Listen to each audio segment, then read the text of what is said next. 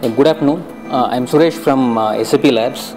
I obtained PhD from Indian Institute of Science, IISc Bangalore. I currently work as a senior researcher at SAP Labs in the areas of financial time series and text analytics. I'm here to give a brief on what we do on financial time series analytics. So we call it as Sentinel, as in it keeps a watch on people's retail investors' investment portfolios. It makes suggestions as to when to buy and sell stocks, and this is powered by the internal technology that SAP has called HANA. If you don't know about HANA, in one sentence, it is an in-memory database. So the database sits in the main memory. It's a custom architecture. So if you can kind of do search in YouTube, you will find the chairman of the company presenting 100 terabyte HANA. I mean, as in the main memory has 100 terabytes. So the idea is to build applications that showcase this technology and gain traction with customers. So this is what has been our mandate. And I mean, even as I speak here, this particular application is undergoing trials in Europe with some of our banking customers. Okay. So the idea is to bring in the power of text analytics and the analysis of financial time series, so that good recommendations could be made. So we found that such a product does not exist. In fact, things are done in a piecemeal way. So one half is about doing purely analysis of the financial time series. The other half is about doing text analytics. So there are companies catering to both these extremes, but we found that the synergy is not at there. So when I say financial time series analysis, it's about looking at the signal for a time window in the past and make recommendations as to what happens. So this seems to be in direct violation of efficient market hypothesis. So in general, about the random nature of the financial time series, but in general what happens is these recommendations do seem to have some kind of a hysteresis. So when the market rises, the rise is sustained for a while, and the market falls, this particular thing is the pattern is sustained for a while, and then there is this area or a bunch of heuristics called technical indicators, based on which people apportion their funds when it comes to purchasing or selling stocks. So this is done even by Goldman Sachs, but their time scales are completely different. So they may be looking at the simple moving averages, and there are plethora of technical indicators. For example, there is one such thing called RSI. These people look at crossovers. Probably these people do in the context of sub-millisecond. So these people are called flash traders, but the technologies or the heuristics they employ are the same. So in our case, we make this available for the retail investors. Retail investors typically deal with end of day kind of a signal. This was a specific mandate. So build something for the user based on end of day signals. So when you talk about end of day signal, it's like the updates come at the end of the day, and we run all the strategies and we make recommendations for the user for the next day. So this is what we do. So this is from the point of view of analysis of the financial time series. The second thing is to give extra handles to the users based on analyzing the business news surrounding the stocks the users may be interested in. So business news is something that you have to buy from service providers. So currently, since it's a POC come demo offering, we have built our own crawlers. So in fact, in this area, these are the crucial things. So the integrity of the data is assured only if you can buy from a reliable source. So if you download data from the net, write scrapers, crawlers, and especially from a company like SAP, your entire IP range could be blocked. Worst things could happen. For example, somebody could sue you. So this is something that we have to be very careful about. So we have such license agreements with service providers, and on top of it we crawl, because the service providers don't cover all the stocks. So we're dealing with the let's say all the stocks in Frankfurt Exchange, all the stocks in New York Exchange, that easily comes to something like 5,000 to 10,000 stocks. So, these, can I interrupt? Yeah. So this prediction, time series prediction and text analytics prediction are separate entities, or? No, currently they are. As in, there is a tenuous connection in the sense that you might want to know what exactly the business news sentiment is about the stock that you are interested in. So in that sense, I mean, for example, in some cases you may not get news events about specific companies. Okay, some companies have very scarce news events generated about them. So in which case you might have to kind of zoom out and get the sectoral events. For example, there is a virtually unknown company, say in pharma. You may not get news events about that company. In which case you probably get the larger sectoral kind of sentiments about the entire pharma industry. So in that sense it is disconnected, and we can, for bigger companies like, let's say Microsoft, there is plethora of news items. Now the thing is, by extracting these sentiments, what would users do? In some cases what happens is the technical indicators would tell you to buy, whereas the news sentiments could be negative. So in that sense we are not exactly making recommendations, we are just showing users what things are. In some cases the user could go for a contrarian kind of a mode, where the company has sound value and it's taking a short term beating in terms of market sentiments. So for that reason showing that a particular stock has this kind of a sentiment could be useful for people who are driven by contrarian kind of sentiments. So in that sense the connection is more evident. But even otherwise the idea is to reduce the cognitive overload. You have let's say 8,000 stocks. I mean, assuming an average of 10 news items per stocks, you have plethora of articles to sift through. The idea is why not automate the whole process, extract entities, extract sentiments about these entities, and then present to users in various forms, like for example tag clouds or topics, so that the users can do intelligent search. For example, the users could issue a natural language query search like show stocks whose companies are run by CEOs with good approval ratings.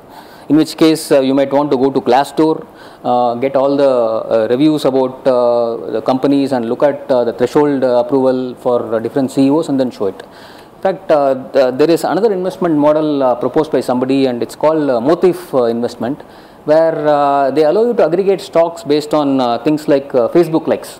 So for example, you could buy stocks based on a Facebook pattern, like this company should have at least million likes.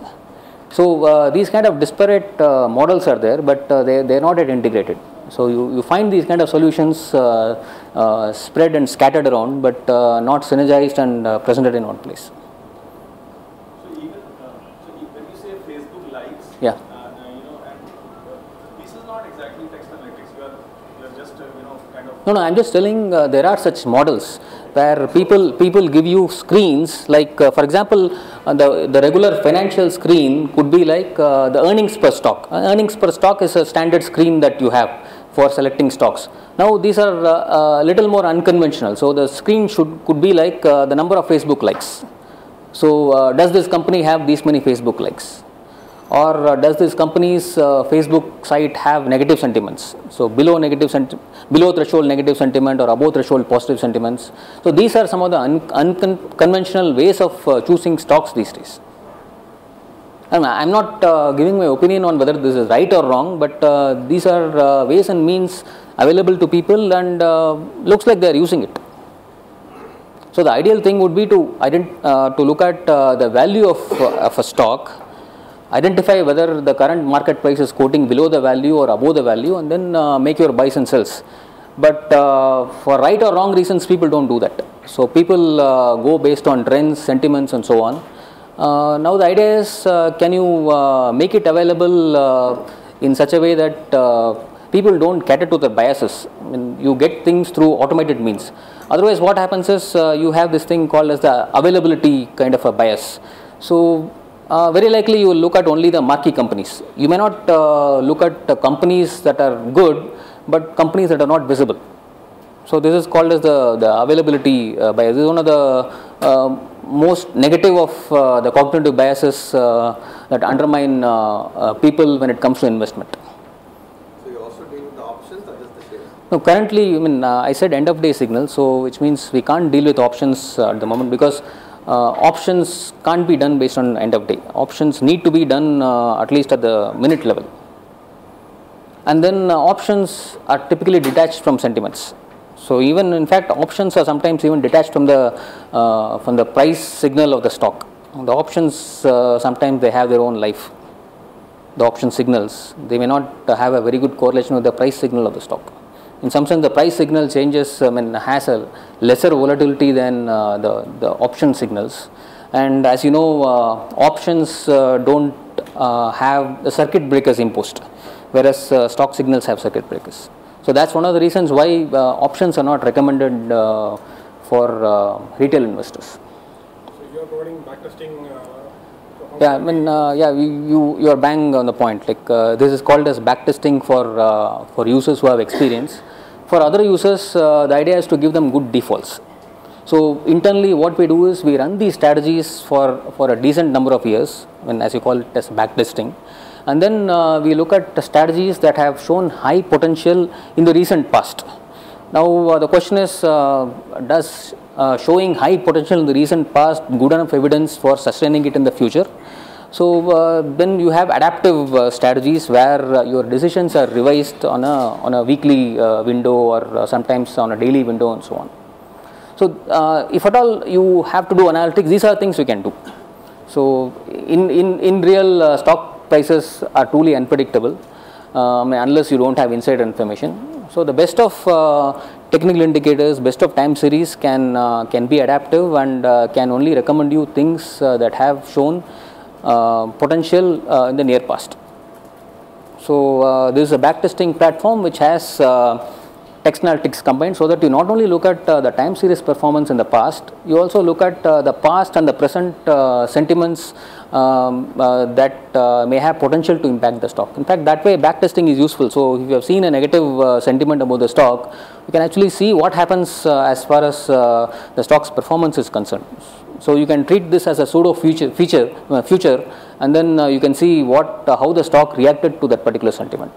So nothing stops us from even giving scores for sentiments and building a time series for sentiments, and then applying similar moving windows kind of principle. In fact, there is a bizarre request that came from one of our clients. So the request was, can you convert sentiments into time series and apply the same time series techniques? So the idea is people want these kind of techniques to be used. Now the thing is, can these people be provided good defaults? If they are not expert users, can we provide good defaults? I think that's one of the good design principles, right? So it's almost like I am feeling lucky by Google. So populate your interfaces with good defaults, so that people who don't have experience, probably they fill basic information like what is their risk appetite, and almost the default information is good for them. So these kind of principles are handled by Richard Thaler and Cass Sunstein in their famous book called Nudge. And how to, in any case, we have to show certain things to users. So can you do it in such a way that the users' cognitive biases are not taken unfair advantage of? How many variables are you looking this one? So in this particular case, when you talk of variables, there are only two global variables, as in one is the stock signal, the other is the news sentiments. But inside the stock signal, you have other Technical variables. technical variables. So we have thousands of technical variables. I mean, that's a pseudo statement, because when you say something like SMA is typically, as shown in business news, it's 200-day SMA or 500-day SMA or 50-day SMA, but that's not the case. I mean, it's just a window you're talking about. So you can come with any pair of window. So I'm talking about SMA strategy, as in you require a fast window and a slow window. So you can come with your own pair that basically gives you a limitless number of SMA strategies. But based on the historical timelines and all those things we have some 1,000 SMA strategies. That applies to other strategies as well, but some of the strategies may take more variables. Some strategies could take 5 variables, some strategies could take information about volume, for example. Some strategies could take into account the volatility. So anything that is converted into time series can be a factor for these heuristics. So that way, and put together, we have 100,000 such strategies. Anyway, you're using econometric data like Indian economic data. No, currently we don't. That is one possibility. For example, you could use consumer price index. That's a good macroeconomic indicator that can be used. Because one of the reasons why consumer price index is useful is you want to know whether your strategy is actually beat inflation or not. So your strategy should not only beat the safe returns, it should also keep its head above the inflation rate. So for that, it could be a very good bellwether. Looking at the time series behavior of consumer price index vis-a-vis the returns from these strategies would be a very good combination. We are not at doing, but we have plans to incorporate those things. So anyway, so the overall idea is yeah. So just a quick question. A lot of the data points you're using in investment as a buy-side investor, it's all biased. So most every data point you're saying, correct? There's bias in those data points. How do you remove those biases? I don't know why I gave the impression like these are buy-side investors. These could be investors who sell also. We don't just give buy recommendations. So, but on the other hand, we don't give short sell recommendation because short sell is policy driven. You need to cover your short sells. But I am talking about normal buys and sells. So when you sell, it means you already have those stocks with you. No. When I say buy-side, Sorry, I think it's an industry jargon. When I say buy side is people who buy and sell stocks. Yes. Okay. Sell side is people who provide only research information. Okay. Correct. Right. So when you say you're using, for example, data from Glassdoor or Twitter or something, a lot of the people who are doing may not be customers of XYZ company or people who are providing recommendation Glassdoor may not actually be working for that company. Right. Or if you look at, even the data that's released by government organization, you mentioned CPI, correct? Right. That has biases in it. So how do you, if you're trying to provide intelligent information to the investment community, which seems short-term investment community, how do you remove the biases from that data? No, the question is whether bias should be removed at all, because there is an illustration of US prof. I forget the university, but you can easily kind of find it from Google. So this person has looked at Twitter timeline, the public timeline based on the sentiments expressed, the positive and negative sentiments, and he claims that there is a very good correlation between the sentiments expressed in the public timeline and the rise and fall of Dow Jones. Of course, you will have to take it with a pinch of salt, but then he has skin in the game. Basically, he has started a hedge fund company out of this.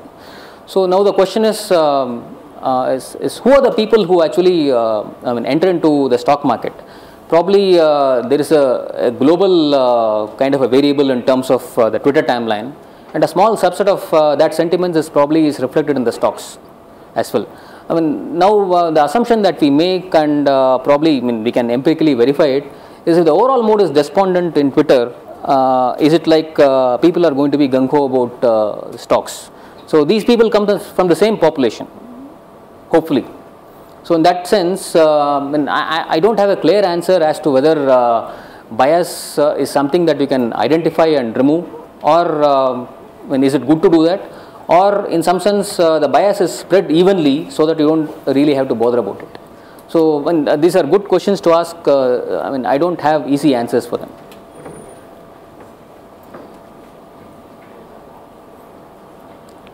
So overall, the idea is to synergize two disparate data streams. One is the unstructured part, as in business news. So when I say business news, analyzing business news has its own challenges, because we have previously used sentiment analysis for product reviews. Product reviews are typically loud and clear. The adjectives, adverbs used are extremely unambiguous. So when somebody says this product sucks, you absolutely know what the person means. On the other hand, business news are written with a very safe language. People don't overtly say good things or bad things about companies. I mean, probably people are scared of getting into litigation. Right? So even the weights for various adjectives, adverbs will have to be reworked for business news. So some of these dictionaries are available from various technalytics groups.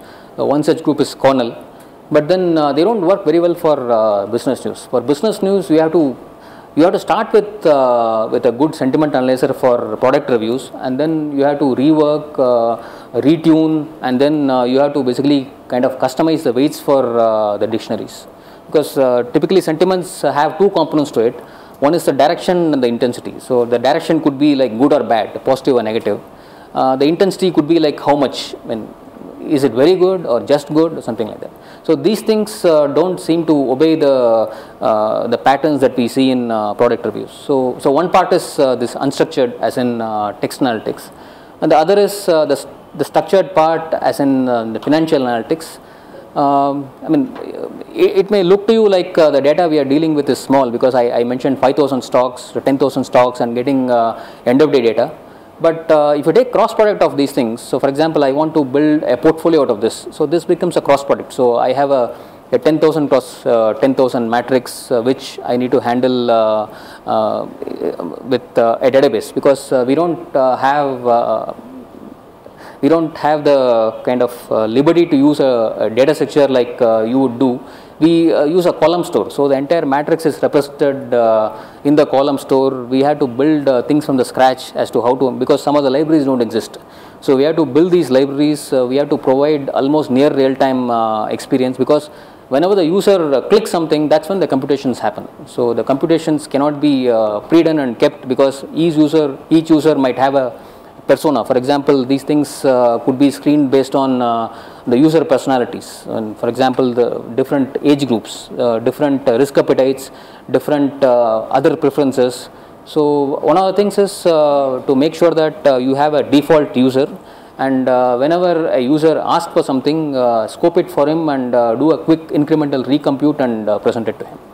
So that becomes a challenge for us. Even though our data is not real time, the user access is almost real time, and the computations performed for the users are real time. So in summary, these are two different worlds that we try to bring together. One is the business news, and the other is the stock signals, and then see if we provide reasonable and meaningful and recommendations that are hopefully bias free. When you look at sentiment, do you look at the entire news article sentiment, or do you get into the specifics of, let's say somebody is talking about for the industry this might be good, but this guy, the management. No, we have some of these heuristics. One good thing to look at is the section headings and even the headlines. So the headlines are usually very good. So the returns would be diminishing if you consider the entire news. In fact, a good idea to do is to perform an extractive summarization of. I mean, we don't get into abstractive summarization, because that's something that is far removed from what we do. So do an extractive summarization of the news, and then the sentiments expressed, sentiments that you infer from the summary is actually a much better choice than looking at the entire news article. And the other thing is, I mean, many of these people provide news bulletins. As in, there could be a news article that will have almost 10 or 20 companies. So you have to come up with your own heuristics to filter these things out, because these things may not mean anything. They may have sentiments, but these things may not mean anything. And in some cases, what happens is the sentiment expressed in the news item is about how the stock signal has behaved. So we already know it from the stock signal. So that sentiment is not useful. So these are heuristics that we build to evaluate whether a particular news article, irrespective of whether it contains good sentiments or bad sentiments, should be considered or not.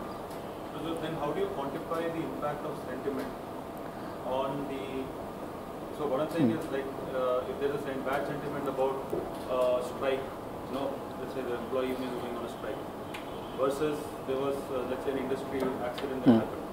So unless we get down to that level, how can you really quantify and say that? No, that's why the back testing is helpful. So you might have had good and bad sentiments about a particular stock or a particular sector in the past, and then you see what happened to the stock 1 day or 2 days after the news article got published. So you get down to that level. You get Yeah. down to the specific level. So the back testing does not apply to strategies alone. The back testing in some sense applies to sentiments also. In fact, in some sense, you also can give expert ratings for various authors. So, who are the authors who have impactful news? Maybe you can build a lot of profiles based on your analysis of news in some sense.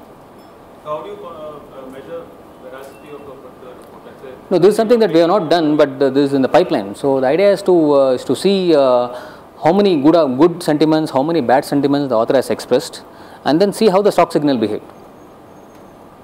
So, you use machine learning for sentiment analysis, or use it, I mean, obviously use it no, for actually, machine learning for sentiment analysis is again something with diminishing returns. So you get decent results with dictionaries. So now you can build these dictionaries with machine learning. For example, let's say I have good words and bad words, as in positive words and negative words. When I may not have the entire universe of sentiment carrying words covered, then what I can do is I can build a word. I can do a walk on the word net.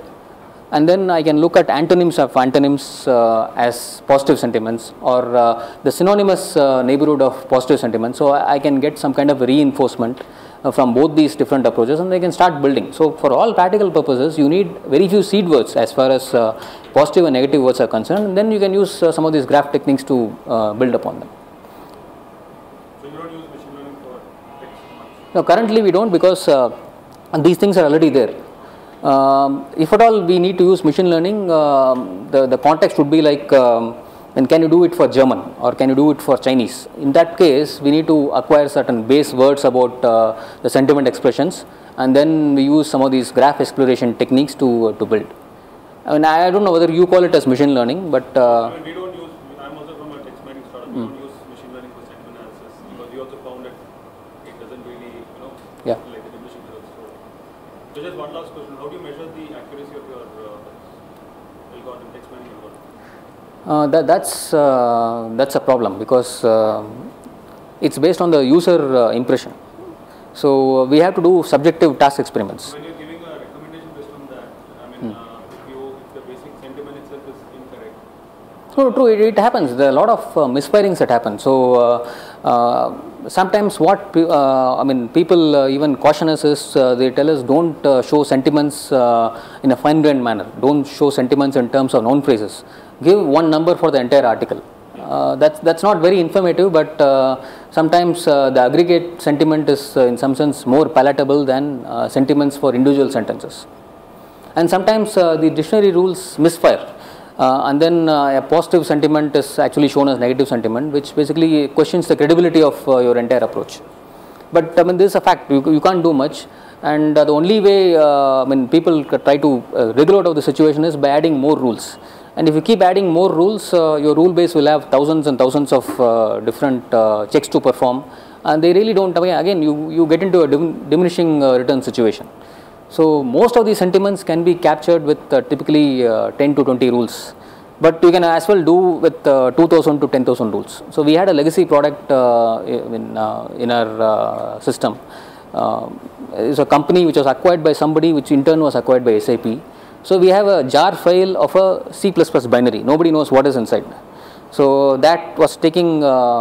It used to give a throughput of 10 MB per hour. So it was completely unacceptable. The reason was these people had a hard A kind of a background. These people come from Xerox PARC, so the place where this hard A was born. So their approach to this is to enumerate all possible rules. Again, enumerating all possible rules will result in complete coverage of your training data. It doesn't help in testing data. So is there any way sentimental analysis can differentiate a normal news and the paid news? Like a paid news is like, instead There is something like identifying spam reviews in your you look at. news, like an pump and dump kind of stuff. Like No, true. And, again, you have to come up with. So you have to hypothesize as to what kind of patterns might exist in this, and then you have to look for these patterns and then see whether your empirical results basically validate your hypothesis. So we have not done this because still it's in infancy. This is even more valid when it comes to reviews. So when people post review tasks in Elance, so that's one of the reasons it's no longer a good idea to buy anything from Amazon based on 5-star reviews, because most 5-star reviews are written by people who get paid from Elance. So I mean, it's a very vexing thing, but again, there are no easy solutions for that. Now the question is, I mean, do you have the wherewithal to go to various sites like Elance and then look for such requests, and then can you map it to some of these news articles? Let's take the case of a service provider like Bloomberg. So Bloomberg boss, who happens to be a very big billionaire, he could basically acquire a stake in a company, and from the next day onwards, you would start finding a lot of good articles about it. Again, it's not very easy to discern from automated approaches. And I think many of these things, if it requires such an important analysis, I think these things will have to be taken stock of once in a while by humans. For your information, Bloomberg employees are paid some X money for writing an article which moves the market. Okay. Now, in fact, we wanted data from Bloomberg. It so happens that SAP and Bloomberg are partners, and Bloomberg would consider this as some kind of a violation of that partnership. So we couldn't get data from Bloomberg for this reason. So in fact, take this peculiar case for SAP. So let's say SAP actually launches this product. SAP doesn't have a B2C experience. SAP is usually an enterprise kind of a model where it sells software to enterprises. It never sells software to people like you and me.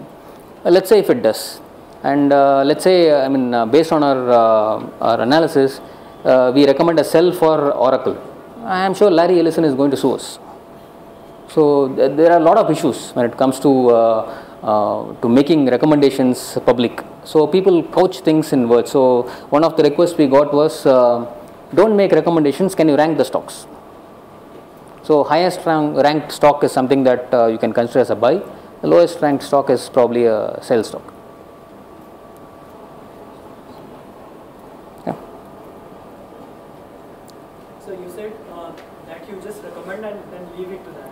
Yes. You don't have a feedback loop to know whether the user is sold or not. Again, that's for that you need to have an end-to-end system where you should directly be connected to a broking house. So currently there is an application where you make recommendations, and you show what happens to a user's investment, initial investment, if he or she had followed the recommendations. So you can't force something on the user currently, and that is a territory which SAP would like to avoid going to. So this is a problem with any financial recommendations if it is not tied to to a broking house. You can make recommendations, you never know whether the users have followed. That basically takes you to the money management problem. So if the users follow your recommendation, what happens to their pool? If they don't follow, then what happens? So that's something that complicates our entire analysis. So we don't want to get there as of now. Big round of applause. Certainly, it was interactive session, and I think inspiration.